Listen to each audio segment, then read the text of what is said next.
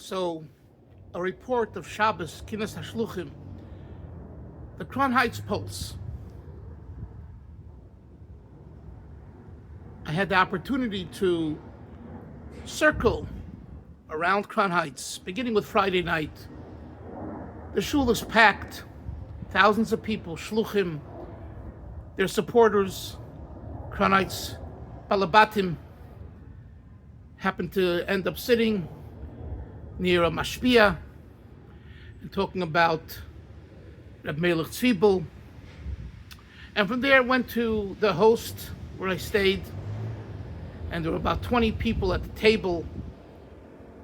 A shliach from Eretz Yisrael, a shliach from Debrecen in Hungary, a shliach from Tel Aviv, and their supporters, friends. Wonderful, wonderful time. The next morning, davened at an early minyan at 7:70, but I couldn't get in. It's packed. Packed. So I davened at the window. And I heard all the chiyuvim, and then the rest of the day I had a chance to go around Crown Heights to visit people. So I wanted to say, Crown Heights is bustling, the Shluchim are bustling, it's happening, there's an avira, an environment of excitement and happiness. It's elated, it really is. I happened to meet Friday night when I was at 770 from Mincha Ma'ariv, a guy with a shtreimel, someone who I know here from Borough Park. He lives, I think, in Muncie, but he used to live in Borough Park. And I said to him, hi, what are you doing here? He says, I'm a wannabe shliach. Do you hear that? So Baruch Hashem, the Kinus HaShluchim and the Avirah on the weekend, the environment creates this buzz. The Crown Heights people really need to be not just lauded, but uplifted in the sense of, it's gewaldig. Mamish, they open their homes, sleep in the basement, sleep here, sleep on couches. Place for everybody. Just come in. If there's room in the heart, there's room in the house.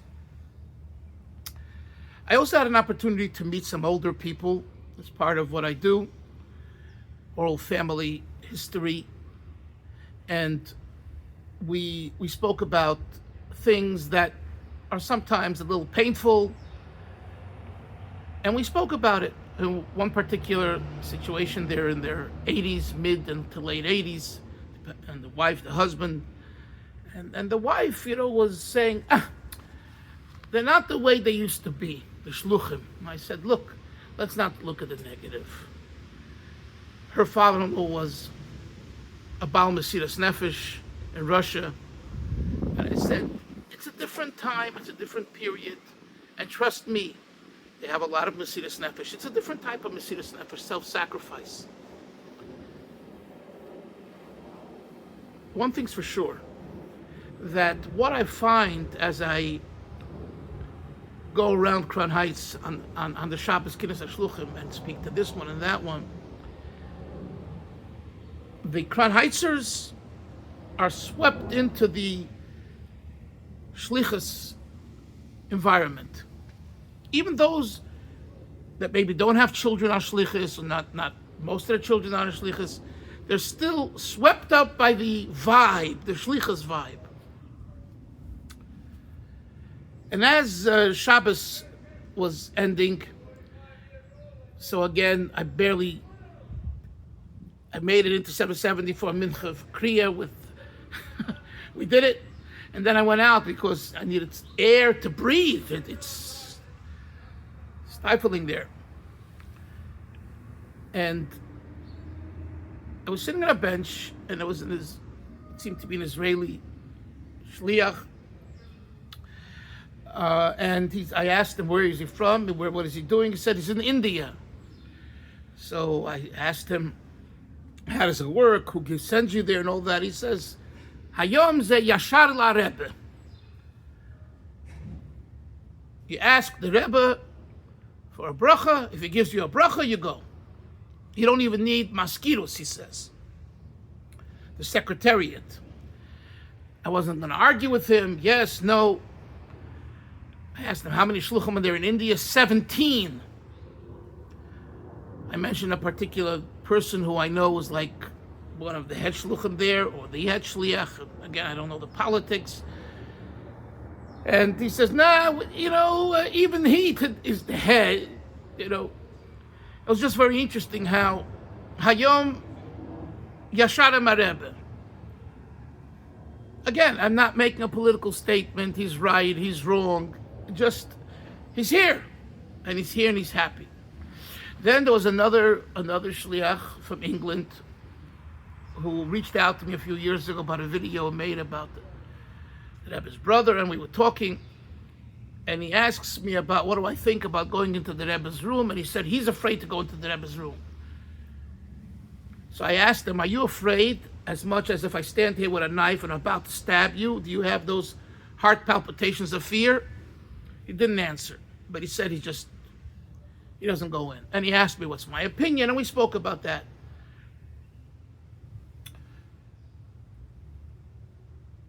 It's 30 years after Gimel Tammuz, and more than 30 years, and they're all coming. Rabbi Yoel, I once drove him to Muncie. This is after Gimel Tammuz, I think it was in 2005 or so, and in the middle of the ride, he asks me, "Havas kommen ze?" It was Elul time. Havas kommen ze? Why is everyone flocking to the Crown Heights? It's after Gimel Tammuz. And he said to me, after answering his own question, "Valdo is their address. Here is the address, 770." I could tell you that those words are true today, as they were when Rabbi Yoel said them to me, and as they were and will be forever. They're different folks with different strokes and different attitudes and different shittas and different, we're not all made from the same fiber. We come from different cultures. But one thing's for sure, this is the address. So this is a little report about my Shabbos in Crown Heights, with the Kinus HaShluchim, and the Eibusher helped Take that all the Shluchim and their supporters and friends, these Maisim Tovim, these good deeds, should storm the heavens and bring Mashiach down together with our Rebbe, and we'll be zeicher to go to Yerushalayim and HaKodesh, Binyan Beis HaMikdash, B'mheira V'Yomein of Mamish.